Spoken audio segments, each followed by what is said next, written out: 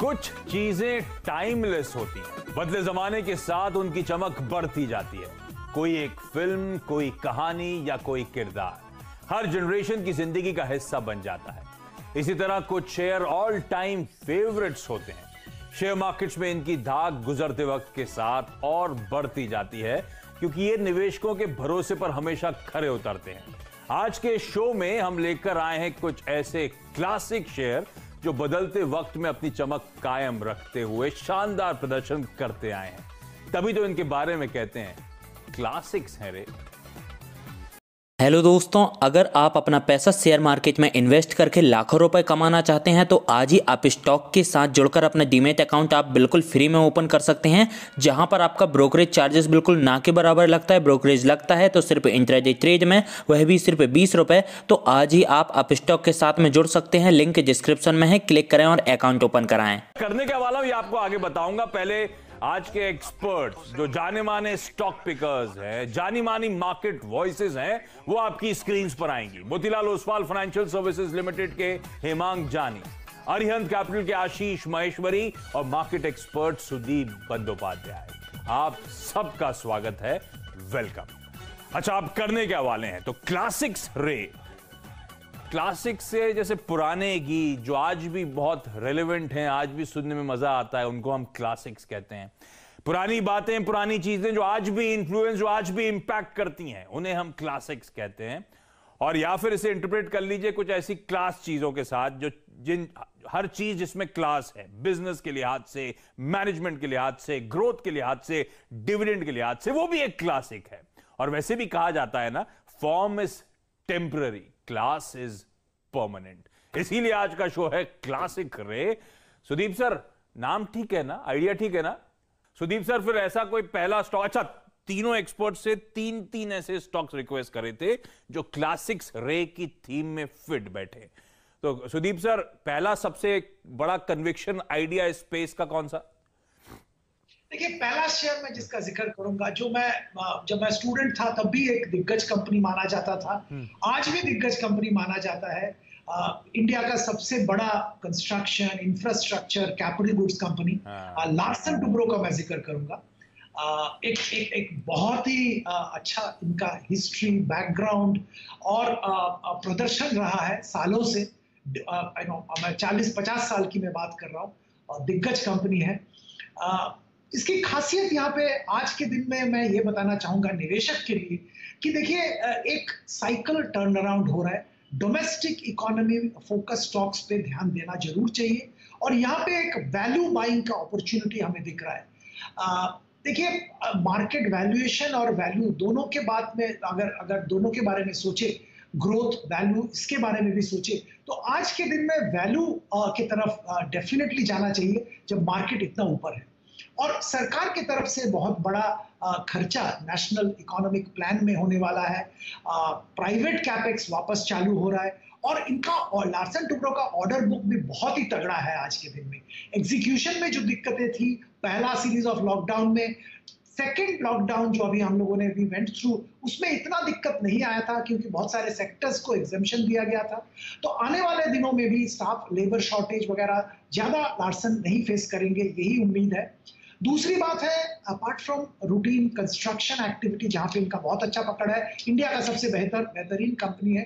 Hydrocarbon एक बहुत बड़ा हिस्सा लार्सन का हुआ करता था, फिर वेस्ट एशिया में हाइड्रोकार्बन एक्सपेंडिचर कम हो गया था, पर वापस ऑयल प्राइस ऊपर जाने के साथ साथ हाइड्रोकार्बन में स्पेंडिंग बढ़ रहा है, और यहाँ पे भी एल&टी का पकड़ अच्छा है।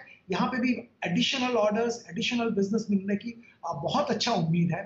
तीसरी बात है कंपनी का इंटरनल, जो कि इन्होंने अपना फोकस ठीक किया है। जो अनरिलेटेड बिजनेस है, अनरिलेटेड डाइवर्सिफिकेशन है, वहां से एग्जिट ले रहे हैं, उसको मोनिटाइज कर रहे हैं, और इसके चलते इनके सारे रिटर्न रेशियोज इंप्रूव हो रहे हैं। ये बहुत ही महत्वपूर्ण बात है इस कंपनी के लिए, क्योंकि हम लोग हमेशा सोचते थे कि बहुत ही फैला हुआ कंपनी है, फोकस नहीं है, पर वो फोकस वापस आ गया। कैश फ्लोज इंप्रूव हुआ, वर्किंग कैपिटल साइकिल इंप्रूव हुआ, रिटर्न रेशियोज इंप्रूव हो रहा है, और आने वाले दिनों में ये सब अच्छा नतीजा दिखाने वाला है। तो 1700 रुपए का टारगेट करंट लेवल पे खरीदारी की सलाह निवेशक को दे रहे हैं। 1 साल का टारगेट रख के खरीदिए। अरे वाह, तो लार्सन एंड टूब्रो सालों से और दुनिया के टॉप कॉन्ट्रैक्टर्स में से आज एक, गजब का बिजनेस डाइवर्सिफाई करा, गजब की सब्सिडरीज इस कंपनी की। रडाप रखिएगा, अगले 12 महीनों में 1700 तक जाने की इस दिग्गज स्टॉक की तैयारी। तो क्लासिक आपकी स्क्रीन पर है, हमेशा से अच्छा मोमेंटम, बढ़िया कंपनी और अभी भी अट्रैक्टिव नजर आती है। ये पहला स्टॉक। आशीष सर, आपकी तरफ से दूसरा या आपकी तरफ से पहला पिक कौन सा? बिल्कुल, मेरा पहला पिक रहेगा एक एपिक स्टॉक ही है, रे जैसा ही स्टॉक है, वो है टाटा स्टील। कंपनी की स्थापना 1907 में हुई थी और आज हम 2021 में हैं, तो अब आप समझ सकते हैं कितना सालों का उनका रिकॉर्ड है। इनफैक्ट इंडिया की one of the oldest company जो एग्जिस्टेंस में है देखा जाए तो टाटा स्टील ही रहेगी। अब जो ट्रिगर्स हैं अगले कुछ सालों में, पहले तो अपना जो कैपेसिटी है प्रोडक्शन अगले 5 से 7 सालों में करीब 75 से 100% बढ़ाने की बात चल रही है। दूसरी बात ये, इस साल से जो उनके cash flow, free cash flow आने शुरू हुए हैं, करीब 23,000 करोड़ का फ्री कैश फ्लो इस साल आया है। तो मेरा मानना है अगले 2-3 साल तक स्टील साइकिल में आपको बुलिश ट्रेंड देखने को मिलेगा। और टाटा स्टील का बेनिफिट ये है कि iron ore to finish product में ये ऑपरेट करते हैं, तो और सबसे ज्यादा ये बिकता मार्जिन इंडस्ट्री में देखा जाए तो टाटा स्टील का है। और अभी जैसे रशिया ने एक्सपोर्ट पे टैक्स लगाया है या यूएस ने इंफ्रास्ट्रक्चर स्पेंडिंग पे काफी बड़ा बजट एलोकेट किया है, तो चाइनीज प्रोड्यूसर्स और रशियन प्रोड्यूसर के कंपैरिजन में जो भारतीय स्टील कंपनियां हैं उनके लिए बिल्कुल एक बोनंजा टाइम खुल गया है। और ये रैली मेरा मानना है कि 3-6 महीने का नहीं है, कम से कम 3 साल रैली और चलने वाला है। तो बिल्कुल टाटा स्टील को इस लेवल पे भी बाय करने की सलाह है। मेरा मानना है कि आगे आने वाले समय में बहुत अच्छे रिटर्न देगा। टाटा स्टील 1960 में एस्टैब्लिश्ड और आज कितना हो गया, 40, 50, 60, 65 साल डाउन द लाइन, उतनी ही रिलेवेंट, उतनी इंटरेस्टिंग ये बेट नजर आती है। और आज तो one of the most geographically diversified steel companies में से एक है जो आपको आपकी स्क्रीन पे नजर आ रहा है। तो दुनिया के टॉप कॉन्ट्रैक्टर्स से शुरुआत करी थी, दुनिया की मोस्ट डाइवर्सिफाइड स्टील कंपनीज पे हम आ चुके हैं। 1500 के टारगेट्स टाटा स्टील में और पिछले 1 साल में गजब की रीरेटिंग के बाद भी एक्सपर्ट्स को अभी भी दमखम नजर आता है इस स्टॉक में। हेमांग सर, आपका preferred pick? Ashish ji, preferred pick Infosys है और इन्फोसिस तो आई थिंक एवरीवन नोज कि किस तरह का वेल्थ क्रिएशन हुआ है कंपनी में। पर अभी ये जो लेवल है, ये स्टेज पे है, हम देखें कि कोविड के चलते हुए जिस तरह के ट्रांसफॉर्मेशंस हर एक बिजनेस को करने पड़ेंगे और जिस तरह का हमने एक्सेंचर का कल नतीजे आए थे उसका कॉन कॉल में आउटलुक सुना और ऑफशोर में जिस तरह का ग्रोथ और डील विंस हम देख रहे हैं, तो इन्फोसिस डेफिनेटली एक बहुत अच्छी उसकी बेनिफिट ले पाएगा। और दूसरी बात ये हो रही है कि मार्जिन्स में भी हम काफी स्टेबिलिटी और इम्प्रूवमेंट देख रहे हैं, प्रोडक्टिविटी में गेन हो रहा है। और आशीष जी, जो रुपया है उसमें भी हमने थोड़ी सी वीकनेस आती हुई देखी है क्योंकि इन्फ्लेशन काफी बढ़ रहा है।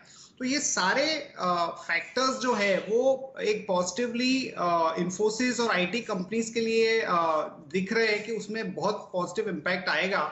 तो ये स्टॉक डेफिनेटली मैं समझता हूं कि एक क्लासिक स्टॉक के तौर पे इसको पोर्टफोलियो में होल्ड करना चाहिए। हमारा जो प्राइस टारगेट है वो लगभग 18% अपसाइड, लगभग 1850 का प्राइस टारगेट हम मान के चल रहे हैं। बिल्कुल ठीक। इन्फोसिस इस देश की one of the largest IT सेवाएं मुहैया कराने वाली कंपनी, गजब की वैल्यू क्रिएटर रही है, इसका इतिहास हाईलाइट है। और अब एनवायरनमेंट और भी बेहतर होता हुआ एक्सेंचर के नंबर्स वो हाईलाइट करते हैं।